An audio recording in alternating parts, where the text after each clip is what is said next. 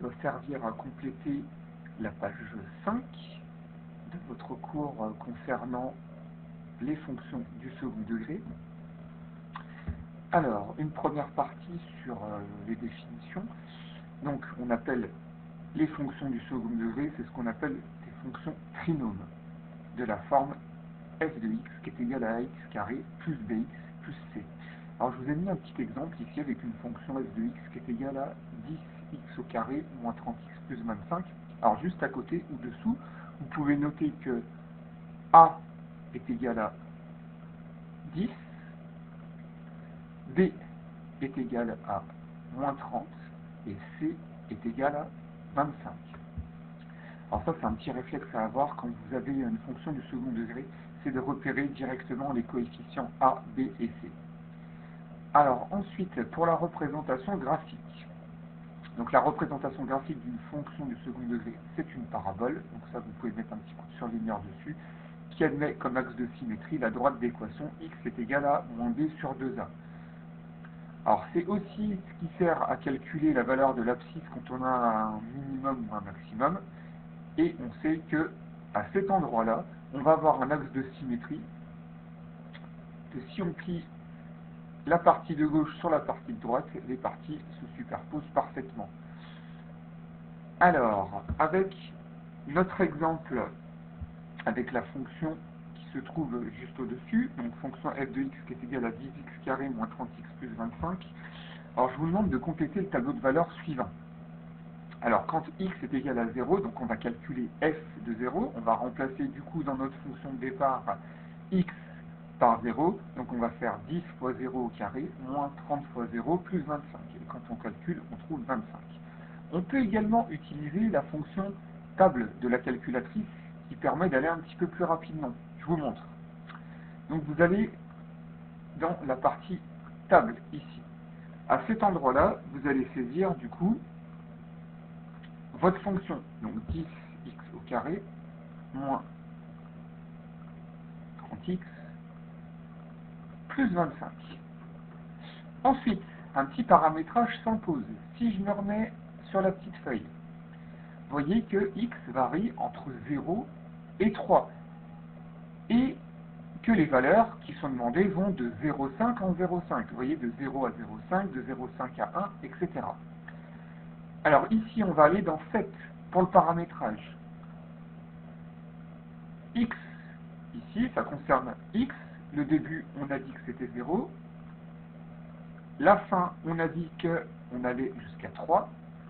Et justement, on va de 0,5 en 0,5. C'est ce qu'on appelle le pas, le step. Donc on va noter 0,5.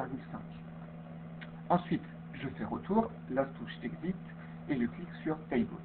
Et voyez ensuite que nous avons l'ensemble des valeurs. Quand x est égal à 0, f de 0 est égal à 25. Quand x est égal à 0,5, f de 0,5 est égal à 12,5, etc.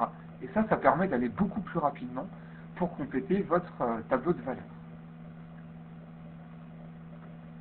Allez, je vous laisse compléter votre tableau de valeurs. Donc 25, 12,5, 5, 2,5, 5, 12,5 et 25. Une fois qu'on a complété notre tableau de valeurs, on va s'en servir pour représenter graphiquement notre fonction, sachant qu'on sait qu'on aura une parabole.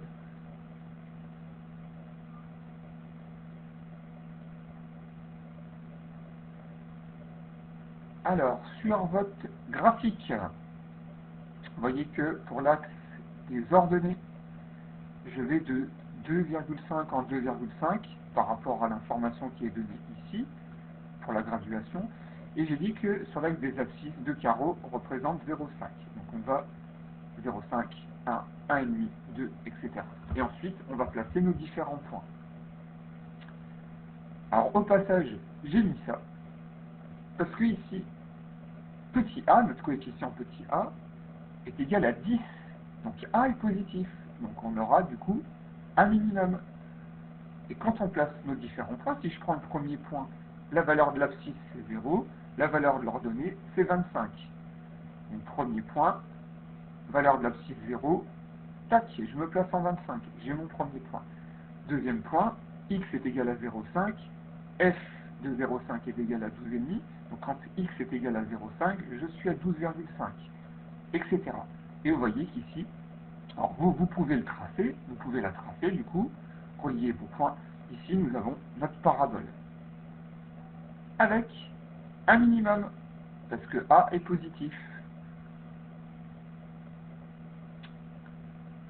Alors, on voit qu'ici, que notre minimum, il a pour coordonnées, quand on regarde ici graphiquement, il a pour coordonnées 1,5, 2,5. Et on peut, du coup, le vérifier par le calcul. Je vous rappelle les coordonnées de l'extrémum. Donc là, je me place sur la partie suivante. Les coordonnées de l'extrémum, je vous les rappelle, si on appelle M ce point, ici, donc les coordonnées, c'est moins B sur 2A et F de moins B sur 2A. Alors, je me suis permis ici de vérifier par le calcul. Du coup, on va calculer l'abscisse, moins B sur 2A. Je remplace, du coup, je suis ma formule. Je remplace les coefficients par les valeurs. Donc, ma formule démarre par moins. Ensuite, 30, on a vu que B, c'était égal à moins 30. Donc, moins 30, divisé par 2 fois le A, on le retrouve ici. On calcule et on trouve bien 1,5 pour la valeur de l'abscisse. Ensuite, on va calculer f de 1,5 pour avoir l'ordonnée. On va remplacer dans ma fonction de départ, qui était celle-ci, je vous la rappelle, on va remplacer du coup x par 1,5. Et on fait le calcul. Donc 10 fois 1,5 au carré, moins 30 fois 1,5 plus 25. Et on trouve bien 2,5. Donc notre point M, ici notre minimum, il a bien pour coordonnées 1,5, 2,5. Et quand on vérifie, on obtient bien le bon résultat. Allez, je vous dis à bientôt pour la suite des vidéos. Bonne journée à tous.